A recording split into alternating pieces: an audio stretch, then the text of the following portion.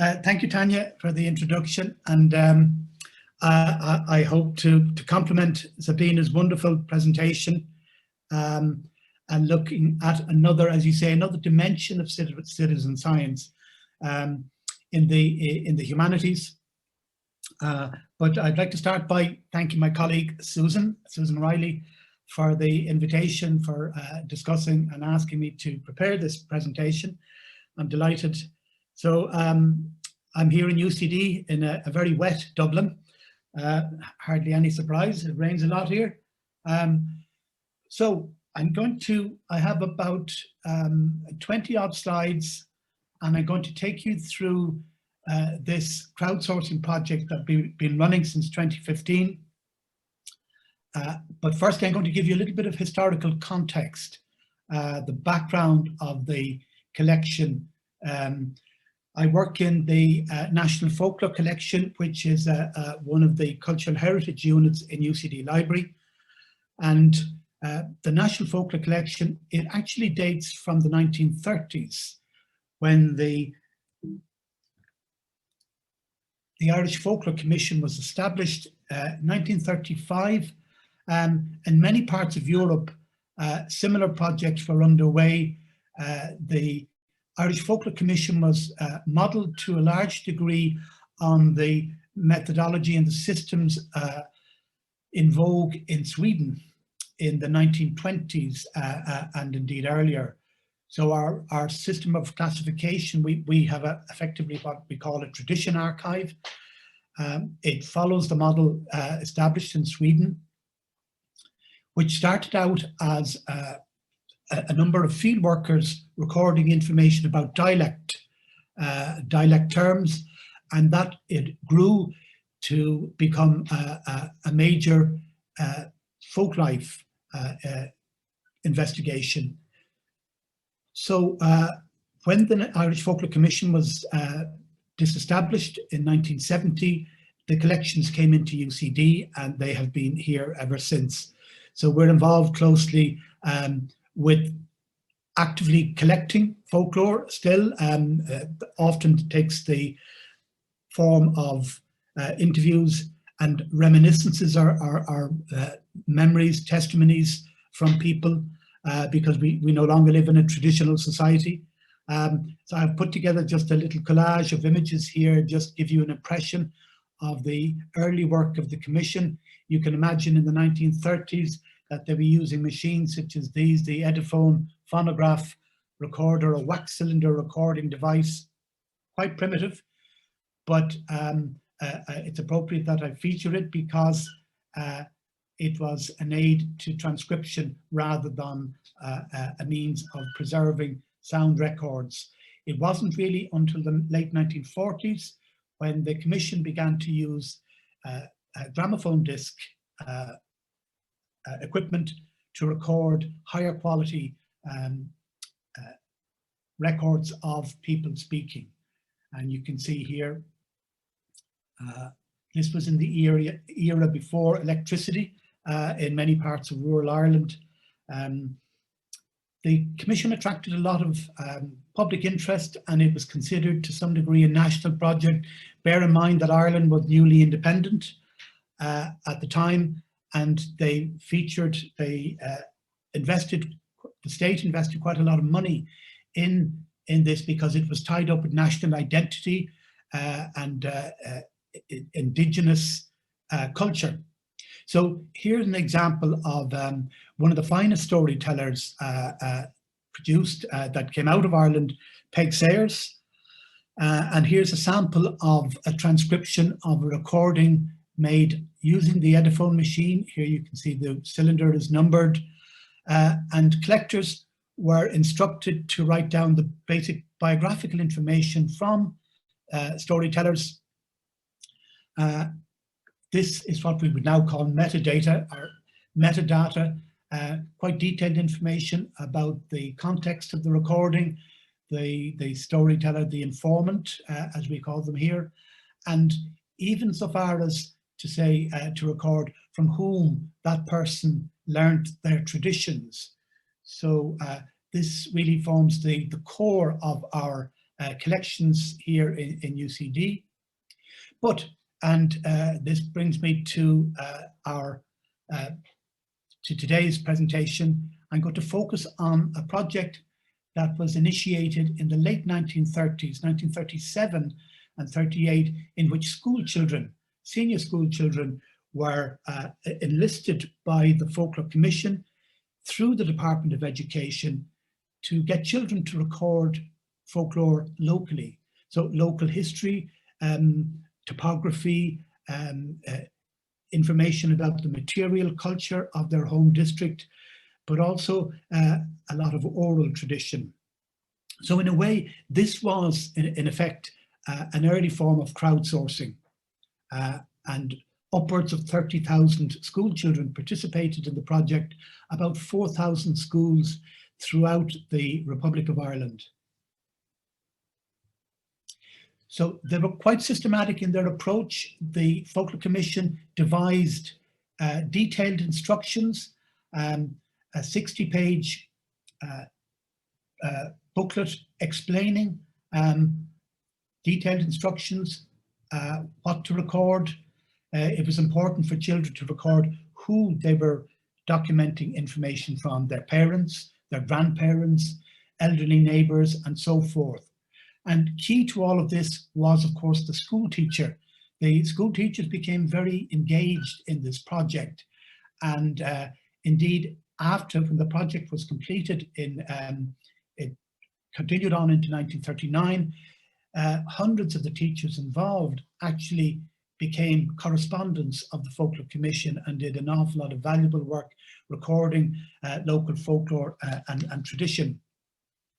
So you can imagine that the subject matter was designed to appeal to children to some degree. You know, the games that they played, the festivals, storytelling, drama, folk drama and music, song, divination, festivals at different times of the year, and so forth.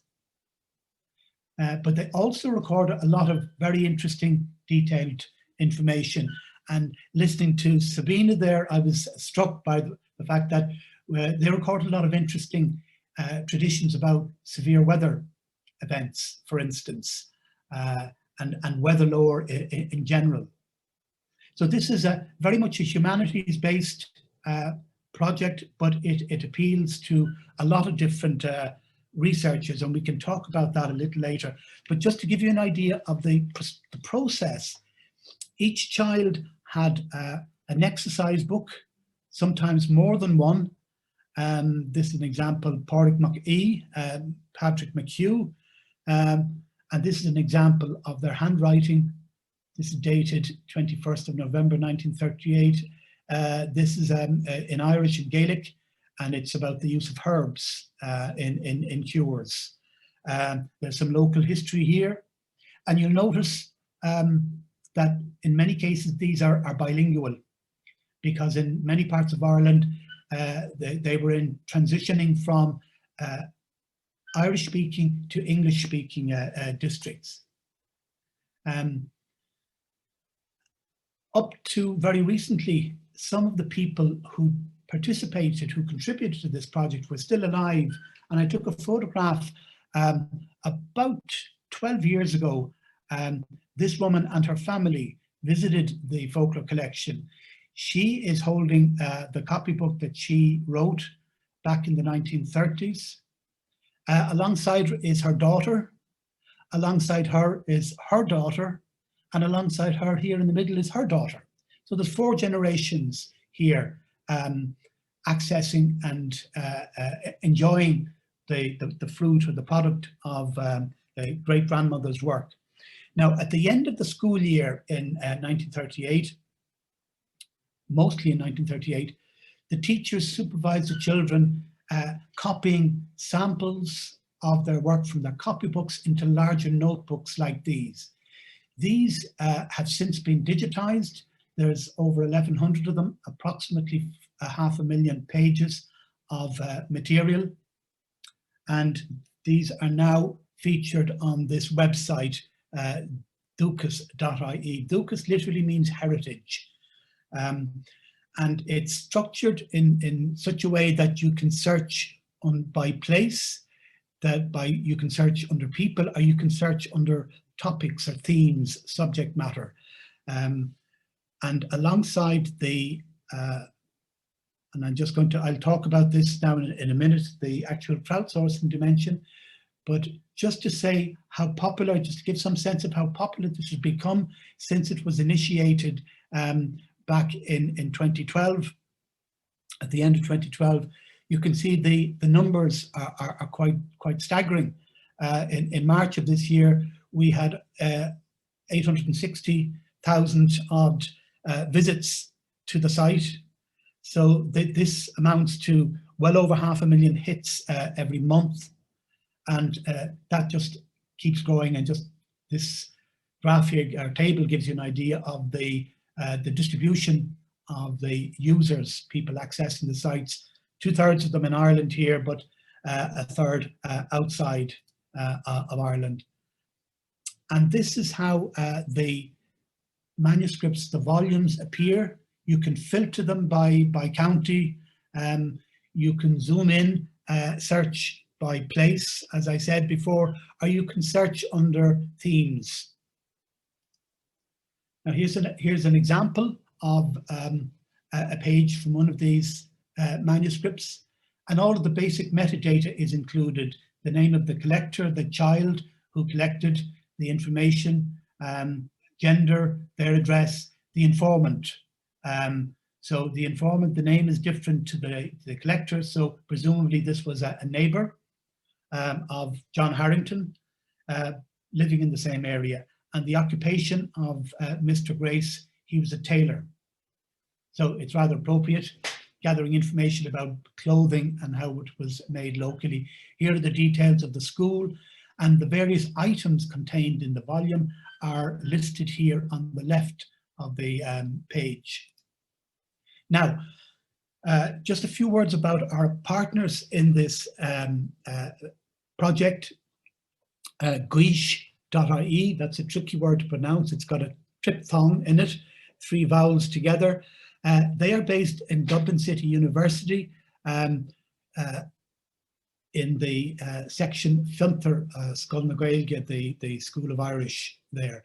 And they're responsible for a number of different online resources, most of which deal with the Irish language.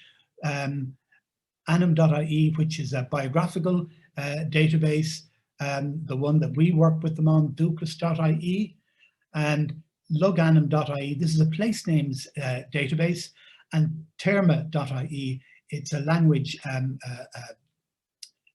dictionary, an online dictionary. So they had a lot of experience of developing online resources, all of the technology, the back-end technology that's necessary for this. And in 2015, they came up with the idea of establishing a crowdsourcing project called Mehel Duchas. Now, the word Mehel is a Gaelic word, an Irish word. It literally means a cooperative working party. And I think it's a very useful term when we talk about crowdsourcing, because the idea of a group of people coming together to achieve a given end is very appropriate. It was a feature of Irish country life, especially where farmers would join together to complete work that needed to be done very quickly, farming work, and they called it a mehel. So there was talk about using optical character recognition, OCR, to capture and to convert the text, the handwritten text, but it was quite problematic for a number of reasons, and we discussed it and discarded the idea mainly because there was a lack of standardization in spelling. There's a mix of languages very often, as you saw in one of the earlier slides. There is this is also standard Irish. A standardized form of the Irish language wasn't introduced until the late 1940s. So, and also then finally the fonts, the Gaelic fonts and Roman fonts tend to be mixed in these, so it was extremely challenging. So instead, the Gaelic came up with the idea of enlisting the help of the community out there. So on the homepage, if you go to the homepage in Dúchas, you will come to this mehelduchas.ie. You simply click it and it will bring you to this screen and you can register. It's very, very simple. The whole point of this is to keep it as simple as possible. You can begin transcribing a page directly, a handwritten document directly, or you can register. Most people tend to register, and I'll give you some statistics about the numbers and so on who have registered. But I did a screenshot of this just a few days ago, and this is really where we're at this point in time. 91% of the collection, that is 316,000 pages of English language material, have been transcribed, and 58% of the Irish language material has been transcribed. So it's been extremely successful. So here is the basic information. All you need, your name and surname and an email address and a password. That's it. And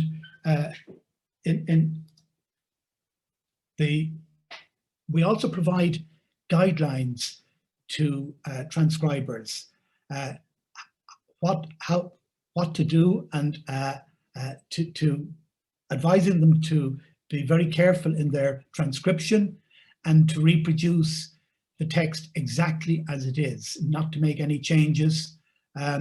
Also, we give them basic information about how to recognize the Gaelic script or font.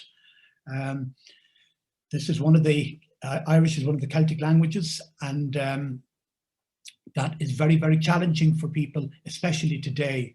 The younger generations, I'm one of the last of that generation who grew up reading the Gaelic font.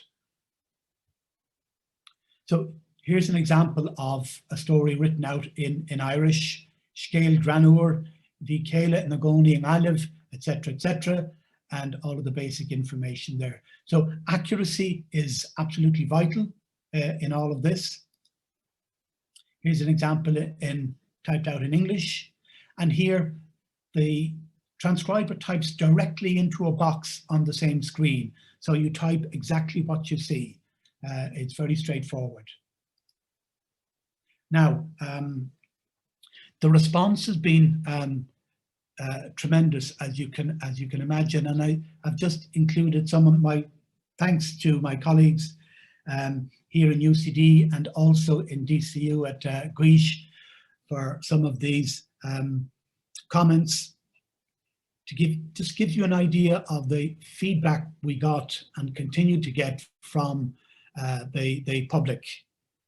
So in many ways, that Mehelduchas has contributed to forming a community of people who draw for their own pleasure, for research, and for artistic purposes on the collection. I know of one woman living in Australia, for instance, an Irish woman who's been living in Australia for many years. She discovered the Mehelduchas, and she logs on every now and then and types a page or two. And in that way, she explained that it keeps her in touch with her old, with her home place.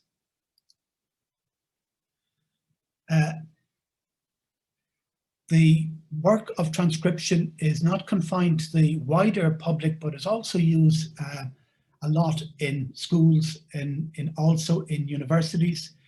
Here in Ireland, it forms part in America and in the UK, and I suspect further afield, it forms part of Irish studies courses for students.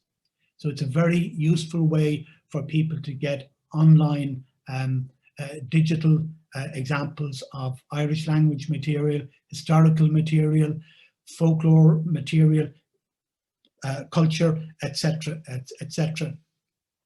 And just to give you an idea of how popular this has been, the Mehel Dukas has become, this graph.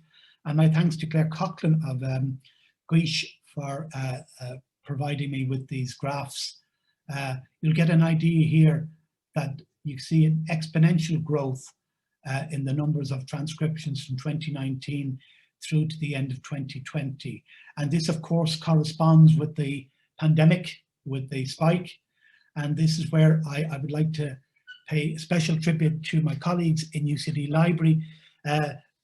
Quite a number of staff from the library had to work from home, and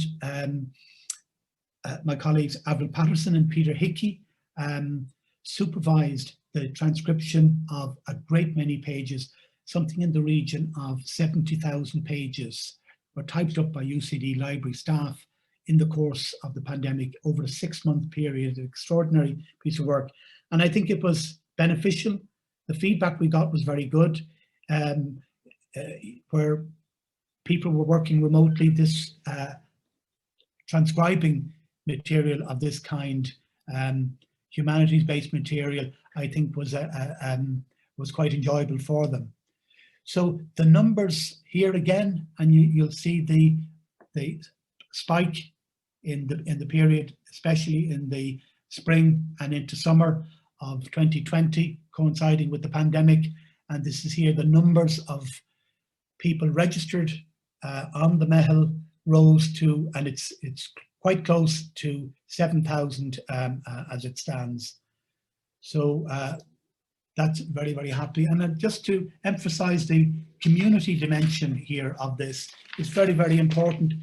You can log in and you can trace your own history of transcriptions, and you can look at others. And there's also social media that's maintained by Dublin City University and ourselves that enables people to contact one another. So it to some degree has generated a community of sorts. Now, let's talk about some of the advantages of this project. Sabina has already pointed to some of these, satisfaction of participating in projects like these. To some degree, it points to people being able to have a sense of ownership over this material. Remember that the Folklore Commission and all the material it gathered was state funded. So it's very appropriate that this material goes out and is shared and owned by the community at large. So there's an element of social recognition in this for people, and self-esteem, of course. There's a satisfaction of having tackled, for instance, typing up a piece written in Irish. That is quite challenging for people now because it's in the old script. So skills are acquired by people in the course of it. Now, Sabina has been looking at the citizen science, or shall we say the more scientific end of it. I suppose this, as I said, is the humanities space, but I can point to other examples such as biodiversityireland.ie. They have a group of up to 4,000, I think, participants who provide information on similar things to what Sabina was talking about, weather, the flora and fauna, and so on like that. So that's very important. Some of the benefits for ourselves are in the conversion of, flat two-dimensional digital objects, in other words, handwritten, into digitized text. That opens up considerably possibilities for search, for word search, and it has enabled Dublin City University, our partners there, to fine-tune searches on the web, on the Dukas platform. And it has opened up a lot of very interesting ideas, and it's paving the way for advances in machine translation, for instance, from Irish into English, from English into Irish, and so forth. So there's a lot of advantages from a technical point of view, and from a research point of view. If you're trying to track down a story, a tradition, a certain custom, your chances of finding what you're looking for have been improved exponentially. The other thing is that the whole idea of interoperability is very important too. DCU's or Grisha's other site, Lugan, and the place names database. On that, you will find links here. You can find folklore material related to this place here, this little place here in a place called Basilic in Roscommon. If you click on that, that will bring you into Dukas. So it enriches other existing databases as well. Now, just before I finish, I'd like to, two things I'd like to mention. We will now be extending this shortly to our, what we call our main manuscript collection, and this is the work of the full-time collectors of the Irish Folklore Commission. We'll also be adding audio later this year, and that will be quite challenging for people, again, to listen to audio and to try to transcribe that. Also, we have a very large collection of photographs on the site, so we will be encouraging people to log on and to tag some of the images here, particularly in identifying people. So I've probably talked enough, but I'd like to, a special thanks to my colleagues here in UCD and in the Folklore Collection, and just to say that advertising and getting your message out to the public is very, very important.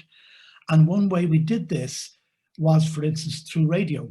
And my colleague Anna Bale appeared on the History of Ireland show on radio in 2015 at the start of this project. And as a result, and because so many people in Ireland listened to radio, there was a huge upsurge in interest. So there are great possibilities. So I'll finish, Tanya, on that positive note, and I'd be very happy to take any questions.